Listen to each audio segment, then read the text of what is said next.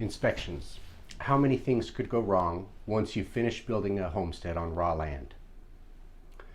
Electrical house fires, plumbing backing up from incorrectly laid pipes, contaminated water from a well too close to the septic field, wet insulation from incorrect ventilation, wrong insulation amounts causing high energy bills, incorrectly strengthened building collapse from weather events, foundation damage, termite infestation, and more. All great reasons there are safety requirements and inspections. When I was given the building permit, I was given a sheet with a list of all the steps that required an inspection before I could do the next step. The inspection sheet included footings, foundation, any type of drainage or waterproofing needed, underground level, plumbing, slab, rough-in inspection, any fireplace, gas lines.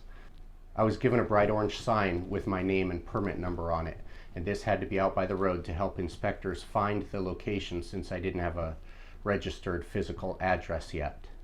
They'll let you know when to call and how soon they can come after you've called to inspect each step.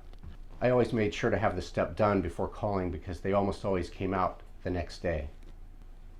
Now the time it takes them to come out probably depends on the geographical area the inspectors have to cover and the number of projects occurring. I found them to be extremely helpful and felt they were like a resource rather than a gotcha person. For instance, remember in an earlier video, the inspector said I needed to have the wall going from the concrete all the way to the metal roof between the garage area and living space. So he gave me a field correction notice sheet that explained what I needed to do and then said to call him when I was done with it. One of the inspectors told me a story of some people they were trying to help that had used all the wrong materials, nothing was square, and the county was trying to help them fix it to bring it up to code. I didn't have to be present for every inspection, but had to leave the gate open and building accessible. The inspector would always leave me with their business card with a note on it such as foundation passed, framing passed, rough electrical passed.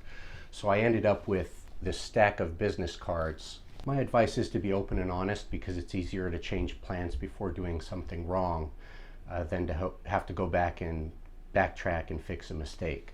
Also, there are people who are dishonest and try to save a little money by hiding things. For instance, if you remember in my early plans, I asked what kind of permit I would need for what I was wanting to build. One builder I approached said, "Don't worry, we can hide all the plumbing with a skim coat of concrete so they think it's just a storage garage and your permit and taxes will be less." Well, that's just not honest. And what happens if you have a future inspection and suddenly have plumbing or sell it in the future and it's not the type of building the county has in their records? If you are just starting building and are watching this, reach out to your inspectors and ask any questions you have. Let them see the partnership you want to have and your desire to do things right and build to code.